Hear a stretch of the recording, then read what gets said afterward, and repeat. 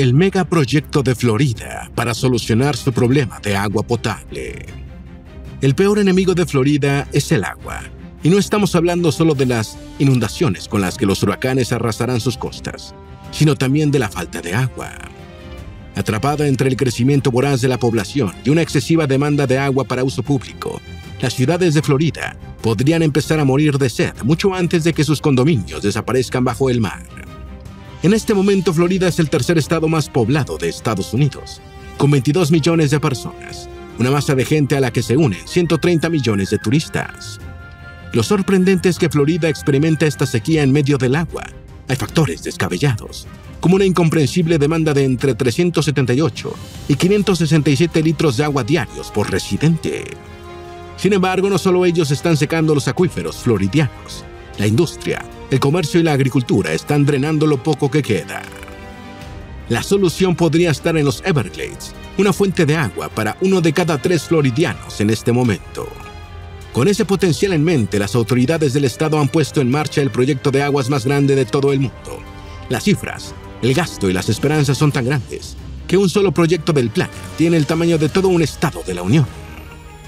¿Estará listo a tiempo este proyecto salvador? Acompáñanos a averiguarlo en este video.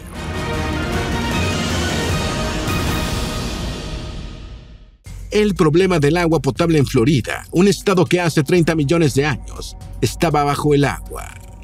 Este futuro sin agua parece una broma cruel de la historia si se considera que hace 30 millones de años Florida estaba bajo el agua. Cuando el nivel del mar cayó, emergió la tierra sobre la que se asientan sus ciudades, pero ese origen hace que, bajo su suelo, se esconda la posibilidad de salvación para su gente. ¿De dónde viene el agua potable de Florida? El origen submarino de Florida es una bendición. Por una parte, tiene suelos porosos que facilitan que se filtre el agua hacia los reservorios. Por la otra, en el subsuelo, se acumulan esos acuíferos capaces de sostener a esa monstruosa población que no para de aumentar. Este sistema de acuíferos se extiende unos 212 kilómetros cuadrados, incluso más allá del estado de Florida, y provee con el 90% del agua que necesitan sus habitantes desesperadamente. Sin embargo, los acuíferos a su vez dependen de una vasta red de cuerpos de agua en la superficie que incluye ríos, manantiales, arroyos y lagos. Solo de estos últimos, Florida posee más de 7,000, muchos de los cuales se llenan con agua de lluvia, y es que el estado es el quinto más lluvioso de todo Estados Unidos, con 1,300 milímetros. No obstante, el peor problema no es de dónde viene el agua, sino lo que se hace con ella. La mayor parte del agua del estado es explotada por compañías públicas, pero quienes la consumen son los privados, a un ritmo insostenible que, en el caso de los hogares, se va casi toda por el lavabo, 20% para el aseo personal, 24% en inodoros, casi 19% en lavamanos. Junto a ese consumo de los hogares, la industria, la agricultura y las plantas de electricidad, se beben otros 26,000 millones de litros de agua, casi todos provenientes de los acuíferos. Para intentar sostener ese descomunal consumo, las autoridades del estado están pensando en grande, en una escala que ninguna otra parte de Estados Unidos iguala en este momento. El megaproyecto del embalse de agua en los Everglades, del tamaño de Manhattan. Al sur de Florida están los Everglades, una región pantanosa formada por sabanas inundadas, de la que podría depender el futuro del estado. Como son unos de los lugares más fotogénicos de Florida, hemos visto a los Everglades miles de veces en películas y series, sin prestar atención a su significado para la supervivencia de la población humana. Con sus bruscos cambios de clima, los Everglades son impredecibles. Puede llover en ellos como en ninguna otra parte, pero al mismo tiempo la sequía puede golpear con fuerza. Aunque han existido por milenios, los españoles fueron los primeros en registrar los Everglades durante la conquista de Norteamérica. Pero lo mejor de la historia de los Everglades podría estar por venir, con el proyecto de recuperación que echa adelante Florida y que costará miles de millones de dólares.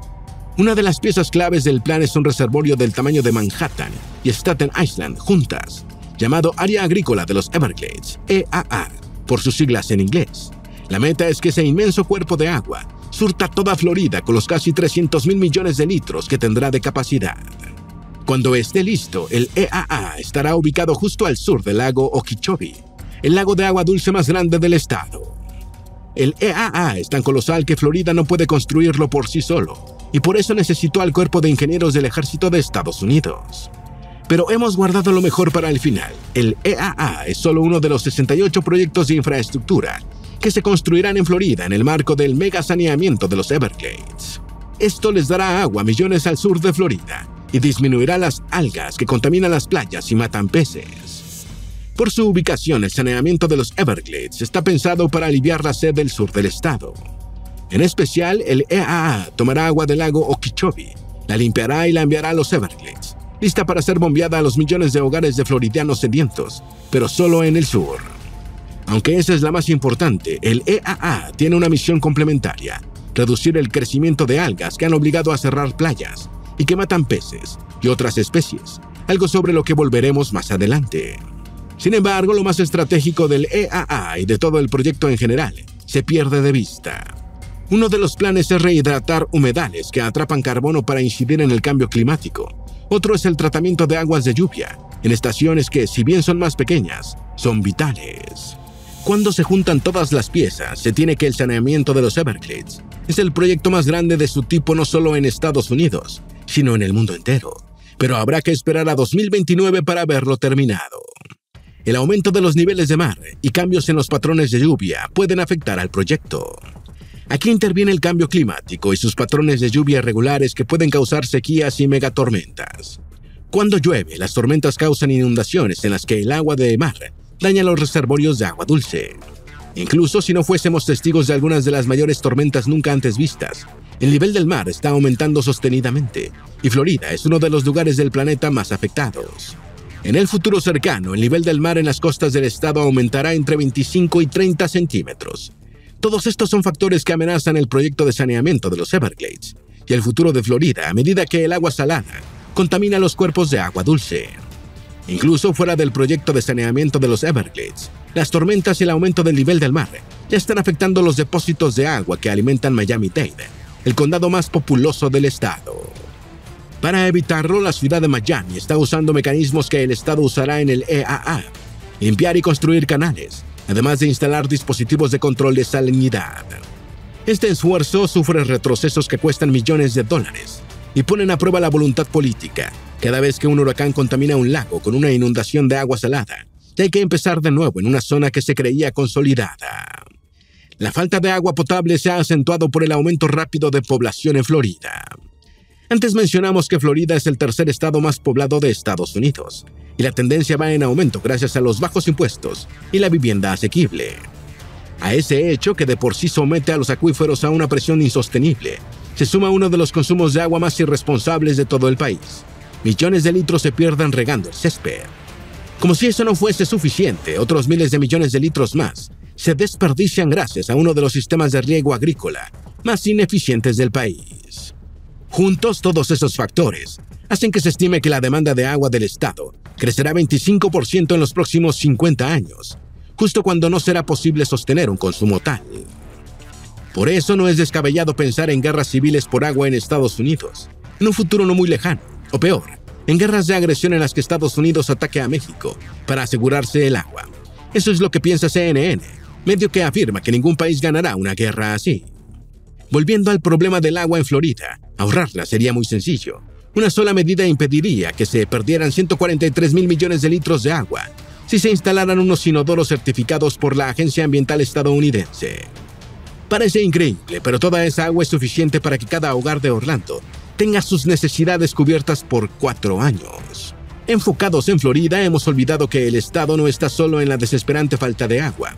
Nevada y Hawái también están sintiendo la presión de una crisis que parece no tener solución. Más allá, las regiones estadounidenses que dependen del lago Mead y del río Colorado para su suministro de agua experimentan un serio peligro, que algunos consideran peor que lo que pasa en Florida. Los nativos que vivían en la región de los Everglades desde hace 15,000 años. No sabemos qué dirían los primeros habitantes de los Everglades al ver su hogar convertido en la última esperanza para que el sur de Florida no muera de sed. Probablemente no entenderían el afán del hombre blanco que casi destruyó a los Everglades en el siglo XIX, y de lo que te hablaremos más adelante. Y es que los nativos que se asentaron aquí hace 15,000 años vieron unos Everglades muy diferentes al del día de hoy. Esos paleoamericanos encontraron un paisaje árido, lleno de plantas y animales que se extinguieron hace milenios. Fue hace unos 6.500 años que un clima más húmedo se asentó en los Everglades para darle una fisonomía más parecida a la que tiene hoy. Sin embargo, no fue sino hace 5.000 años que la gran inundación del lago Okeechobee dio inicio a los ecosistemas de los Everglades. Estos indígenas arcaicos, que probablemente fueron testigos de esa inundación, se dividieron con el tiempo en dos tribus. De la primera de ellas vamos a hablarte enseguida. ¿Quiénes eran los Calusa, que tuvieron contacto con los españoles en el siglo XVI? Fue el conquistador Juan Ponce de León el primero en registrar su contacto con los Calusa en 1513. Cuando Ponce de León se tropezó con los Calusa, esta era la tribu más poderosa de la península de la Florida. Algo que sorprendió al explorador europeo fue encontrarse con un miembro de la tribu que hablaba buen castellano. Aunque pensó que se trataba de un español perdido, los historiadores sugieren que se trataba de un nativo que aprendió la lengua en medio del comercio de los Calusa con Cuba y la española. Pero la segunda vez que Ponce de León se encontró con los Calusa, no todo marchó bien, porque estos terminaron matándolo, con lo que se ganaron su merecida fama de feroces. Esa violencia explica que, en más de 200 años de contacto, los españoles hayan sido incapaces de cristianizar a los Calusa. Por su muerte, Ponce de León no es la principal fuente que tenemos sobre los Calusa, sino Hernando de Escalante Fontaneda, un español que tenía 13 años cuando su barco naufragó en las costas de Florida. Escalante viviría entre los Calusa por 17 años, hasta que otro explorador, Pedro Menéndez de Áviles, lo devolvió a España en 1566. Es momento de ver a la tribu que ocupaba el segundo lugar en poder detrás de los Calusa. ¿Quiénes eran los tequestas y los seminolas? Los tequestas eran vasallos de los Calusa, pero con suficiente autonomía como para ser amos en lo que hoy es Miami-Dade, Broward y la parte sur de los condados de Palm Beach. Su sometimiento a los Calusa no era total. Los tequestas se rebelaban de vez en cuando, dando lugar a sangrientas guerras. Fue el mismo Ponce de León quien primero entró en contacto con los tequestas, también en 1513, pero la belicosidad de la tribu lo empujó en la dirección de su encuentro con los Calusa. Como toda su tribu, los tequestas declinaron y su lugar fue ocupado por los seminolas. Los orígenes de esta tribu son confusos. Por lenguaje están emparentados con los Creek. Pese a las varias interpretaciones, se cree que el nombre seminola proviene del español cimarrón, que relaciona la migración de estos indígenas con la historia de los caballos salvajes. Durante las 3 guerras seminolas del siglo XIX, la tribu fue diezmada hasta que, en 1913, solo quedaban unos 325 seminolas en los Everglades. Al final, todos los indígenas de la Florida perderían sus derechos ancestrales, solo para ver horrorizados cómo el hombre blanco cometía atrocidades como la que te contaremos a continuación. El drenaje de los Everglades para uso agrícola en el siglo XIX. Mucho de lo que sucede hoy en los cuerpos de agua floridianos tiene un antecedente en el drenaje para uso agrícola de los Everglades en el siglo XIX. A medida que el capitalismo ponía a los estadounidenses a buscar frenéticamente más riqueza, a finales de este siglo se drenó parte de los Everglades usando canales. Estas obras mostraron ser útiles durante el verano y alentaron la construcción de campos de cultivo, vías de comunicación y de pueblos, que se convertirían en las rutilantes ciudades que nos deslumbran hoy en el sur de Florida. Sin embargo, la temporada de lluvias demostró su incapacidad para mantener el suelo seco y fueron abandonadas. Solo ese fracaso salvó a los Everglades de ser desecado completamente. Algunas de aquellas prácticas agrícolas de hace 2 siglos mutaron en algunas cosas peores durante el siglo XX. Una de ellas, el uso de fertilizantes industriales, dura hasta hoy y es la causa de un problema rojo. Pero antes de hablarte de él, queremos mostrarte qué pasa con los animales y las plantas que invaden los Everglades. Las especies invasivas en los Everglades. Existe otra amenaza que puede dar al traste con el intento de limpiar los Everglades y convertirlo en la fuente de agua que salva a Florida: las especies invasivas. Se trata de animales y plantas ajenos a los ecosistemas regionales, pero que se han adaptado agresivamente, desplazando a las especies autóctonas. Y estamos hablando de una verdadera invasión. El 26% de todos los reptiles, mamíferos, peces y aves del sur de Florida son exóticos. Ninguna otra región de Estados Unidos tiene esa cantidad. Como las especies invasoras animales son un peligro para la gente por los accidentes que ocasionan, no tanto porque contaminen el agua, vamos a centrarnos en las especies vegetales venidas de otras partes. Este proceso no es reciente. Se cree que 1.300 especies de plantas en Florida, que hoy son nativas, llegaron aquí hace 5.000 años. Otras, que llegaron hace menos tiempo, pueden adueñarse de los cuerpos de agua que el Estado necesita desesperadamente que estén limpios para que la población tenga agua. Más adelante hablaremos de uno de los peores casos en el que una planta amenaza el suministro de agua, pero ahora nombraremos una breve lista de plantas exóticas que pueden hacer lo mismo. El ñaulí fue introducido para secar ciertas porciones de los Everglades, pero se expandió y sus árboles son más fuertes que en sus zonas nativas. Hoy, el Distrito de Administración de Aguas del Sur de Florida tiene entre sus principales tareas controlar al ñaulí. Snake plants. Esta especie es tan letal que ha cubierto islas completas dentro de los Everglades. La pimienta brasileña. Inicialmente esta fue una alternativa al ilex, pero terminó siendo la peor amenaza para un ecosistema dentro de los Everglades. Las tierras rocosas de pinos a las que podría destruir. La rose myrtle, que también pone en peligro a las tierras rocosas de pinos. La Tucker Rook, un árbol que es una amenaza potencial porque todavía no se conoce muy bien su capacidad para adaptarse a los ecosistemas de Florida. Si las especies invasivas le diesen un respiro a los Everglades, otra amenaza ocupará su lugar, junto a los otros lagos de Florida. Florida tiene los lagos más contaminados de Estados Unidos. Hemos estado hablando de las fabulosas fuentes de agua de Florida, aparentemente mágicas, como esa fuente de la eterna juventud que buscaban los españoles. Pero ellas esconden algo, la contaminación, y es que los lagos floridianos están entre los más sucios de todo el país. Uno de los mayores responsables es la agricultura, el origen nada menos y nada más que del 70% del nitrato que los reguladores ambientales han encontrado en los manantiales naturales del estado. Este contaminante proviene de los fertilizantes y de desechos animales. A partir de 2020, el gobernador DeSantis pasó una ley para hacer algo, pero los observadores dicen que se quedó corto y que necesita hacer mucho más para frenar la contaminación del agua que beben sus votantes antes de que sea tarde. Vamos a darle un repaso a los cuerpos de agua de Florida más amenazados. El lago Okeechobee. A este lago inmenso, que equivale a la mitad de Rhode Island, se le modificó el flujo de sus aguas, lo que creó un problema de contaminación que empeoró el vertido de desechos. No es un lago, pero el siguiente cuerpo de agua en la lista es muy importante. Se trata del río Suwannee. Este río enfrenta la sobreexplotación que podría acabar secándolo. La laguna Indian River. Aquí la contaminación causa la pérdida de ecosistemas a medida que el agua sucia mata los pastos marinos. Pantano Verde. Aunque es un área crítica, el Pantano Verde sufre los embates de los desarrolladores, que están secando el acuífero bajo el lago. Lagos de dunas. El daño en estos lagos es doblemente preocupante. Por una parte, se pone en peligro el agua. Por la otra, se daña un ecosistema que es rarísimo en Estados Unidos. Quisiéramos terminar la lista aquí, pero la verdad es que también hay mucha contaminación en la bahía Biscayne, en el río St. John's. Aunque solemos relacionar la contaminación de los cuerpos de agua con plásticos y otros desechos industriales, hay una parte de la contaminación del agua en Florida que parece una venganza de la naturaleza. Eso te lo mostraremos a continuación. El alga roja en 2016 mató a 26 manatíes. Esta alga sale cuando se arrojan los desechos de la agricultura y los desechos humanos al mar. En la sección anterior mencionamos a la laguna de Indian River. En ella, la contaminación tiene un alcance extra. Mata manatíes cuando se quedan sin el pasto marino que los alimenta. Pero en otros cuerpos de agua, sobre todo en el Golfo, los manatíes mueren intoxicados por el alga roja, una especie que prolifera por culpa de los desechos de la agricultura y de otras actividades humanas vertidos al mar.